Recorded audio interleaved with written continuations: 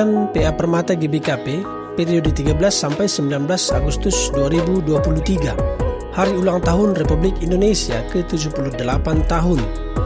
Nas bacaan diambil dari 1 Petrus 2 ayat 11 sampai 17 dan Galatia 5 ayat 13. 1 Petrus 2 ayat 11 sampai 17, demikian firman Tuhan. Peringatan untuk hidup sebagai hamba Allah. Saudara-saudaraku yang kekasih, aku menasihati kamu supaya sebagai pendatang dan perantau, kamu menjauhkan diri dari keinginan-keinginan daging yang berjuang melawan jiwa. Milikilah cara hidup yang baik di tengah-tengah bangsa-bangsa bukan Yahudi, supaya apabila mereka memfitnah kamu sebagai orang durjana, mereka dapat melihatnya dari perbuatan-perbuatanmu yang baik dan memuliakan Allah pada hari Ia melawat mereka. Tunduklah karena Allah kepada semua lembaga manusia, baik kepada raja sebagai pemegang kekuasaan yang tertinggi, maupun kepada wali-wali yang diutusnya untuk menghukum orang-orang yang berbuat jahat dan menghormati orang-orang yang berbuat baik. Sebab inilah kehendak Allah, yaitu supaya dengan berbuat baik kamu membungkam kepicikan orang-orang yang bodoh. Hiduplah sebagai orang merdeka dan bukan seperti mereka yang menyalahgunakan kemerdekaan itu untuk menyelubungi kejahatan-kejahatan mereka. Tetapi hiduplah sebagai hamba Allah. Hormatilah semua orang, kasihilah saudara-saudaramu, takutlah akan Allah, hormatilah raja. Selanjutnya Galatia 5 ayat 13. Firman Tuhan berkata demikian. Saudara-saudara, memang kamu telah dipanggil untuk merdeka. Tetapi janganlah kamu mempergunakan kemerdekaan itu sebagai kesempatan untuk kehidupan dalam dosa. Melainkan, layanilah seorang akan yang lain oleh kasih. Tema kita Indonesia. Agar Permata GBKP mengetahui bahwa kita adalah hamba Allah, orang yang takut akan Allah, berkewajiban untuk tunduk dan patuh kepada pemerintah. Yang kedua, mengisi kemerdekaan Republik Indonesia dengan menjaga persatuan dan patuh kepada pemerintah. Metode aksi mengisi kemerdekaan. Mari kita lihat model penjajahan perbudakan modern yang merenggut kemerdekaan kita di zaman sekarang ini. Media sosial contohnya. Apakah kebanyakan waktu yang kita habiskan untuk berselancar di media sosial? Lalu bandingkan berapa jam waktu yang kita pakai untuk berkomunikasi dengan orang tua, adik, kakak, atau abang kita. Apakah kita was-was dengan postingan orang lain sehingga kita juga ingin membagikan tentang kehidupan kita di medsos? Apakah kita lebih percaya perkataan motivator selebgram di sosial media daripada firman Tuhan? Apakah kita bisa hidup tanpa HP atau game online? Jika dari pertanyaan ini jawaban kita adalah iya, maka sebenarnya kita sudah dijajah. Surat 1 Petrus merupakan surat yang dituliskan oleh Rasul Petrus sendiri untuk menguatkan orang Kristen pada masa itu dalam menghadapi penderitaan karena iman mereka. Untuk memahami surat 1 Petrus ini, kita harus mendalami konteks di mana orang Kristen pada masa itu dianiaya, baik dari pemerintah maupun dari orang yang membenci ajaran Kristen pada masa itu. Namun, Rasul Petrus di sini tidak memaksakan orang Kristen untuk menjauhi dan melawan pemerintah yang menganiaya mereka, namun untuk tunduk dan memenuhi kewajiban sebagai warga negara yang baik kepada pemerintah. Mengapa Rasul Petrus mengajarkan demikian? Sebelum kita menjawab persoalan ini, kita akan memahami satu nas lagi mengenai surat Paulus kepada jemaat di Galatia. Surat Paulus kepada jemaat di Galatia merupakan surat yang ditulis Paulus dengan alasan adanya orang-orang pada masa itu yang berusaha memutarbalikkan kebenaran Injil tentang kemerdekaan Kristen. Bagi mereka, peraturan adat istiadat Yahudi lebih penting daripada anugerah melalui Yesus Kristus. Pemutarbalikan Injil ini seolah-olah mengikat orang Kristen untuk menjadi orang Yahudi, bukan menjadi orang yang sudah dimerdekakan dari perbudakan dosa. Artinya, pindah dari perbudakan dosa kepada perbudakan adat istiadat nenek moyang Yahudi pada masa itu. Dari dua latar belakang kitab yang kita bahas kali ini, mengantarkan kita kepada pertanyaan, apakah artinya kemerdekaan bagi orang Kristen?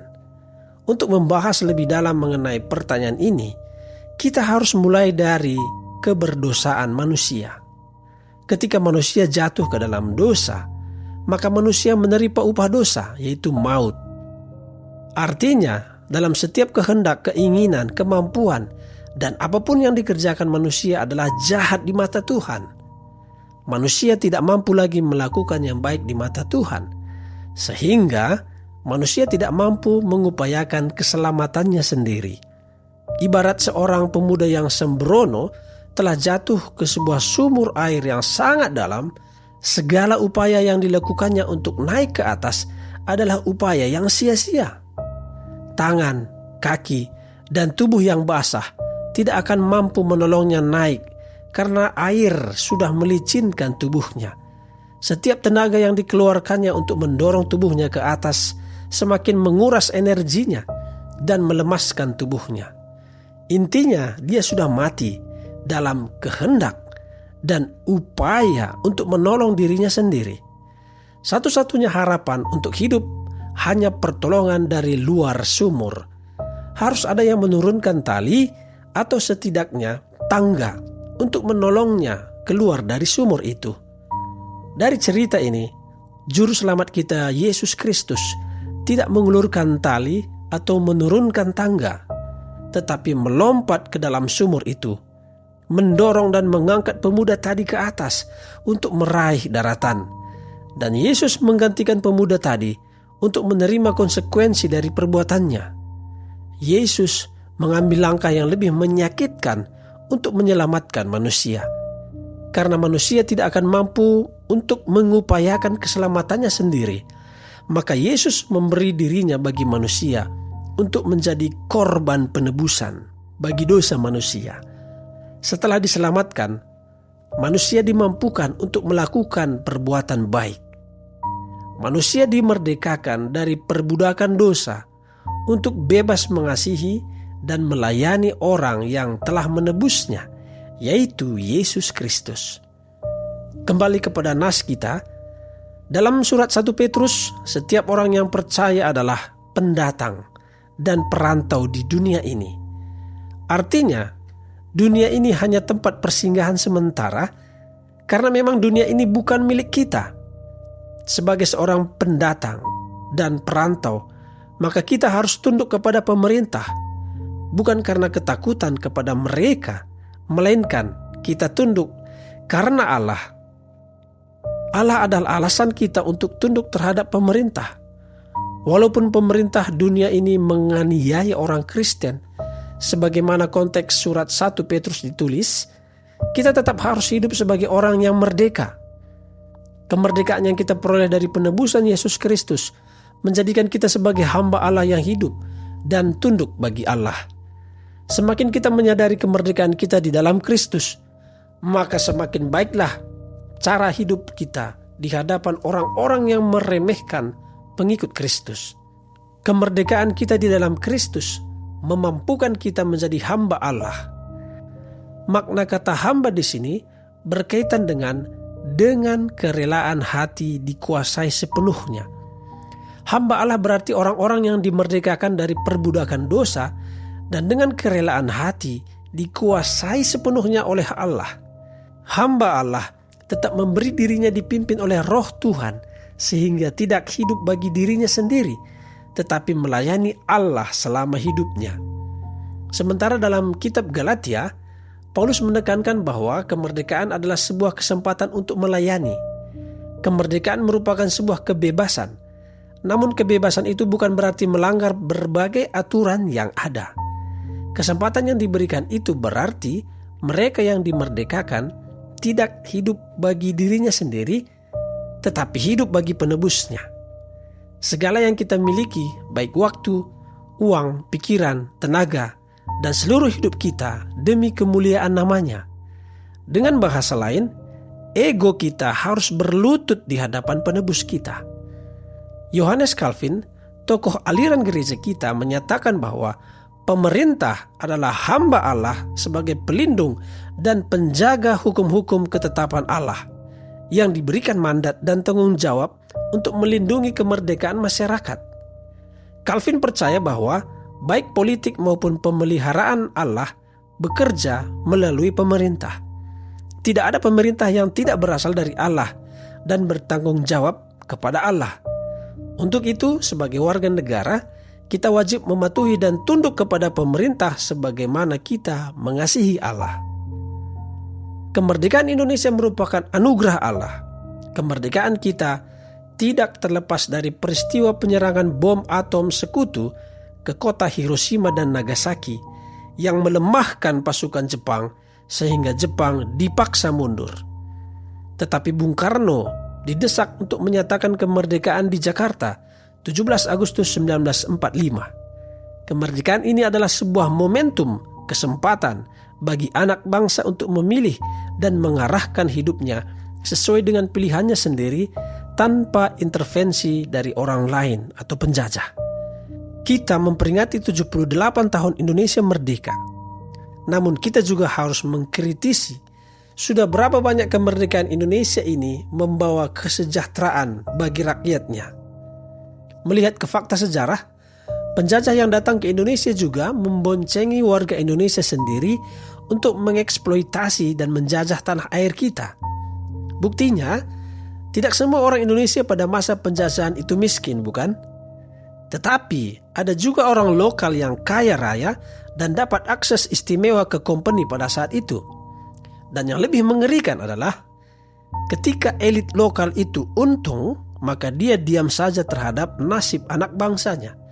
Tapi ketika dirinya rugi atau terancam, maka elit ini menghasut anak bangsanya untuk membuat gerakan melawan penjajah. Kita tidak hanya dijajah oleh penjajah, tapi dijajah oleh anak bangsa sendiri, yang artinya adalah kebodohan kita yang mudah terhasut.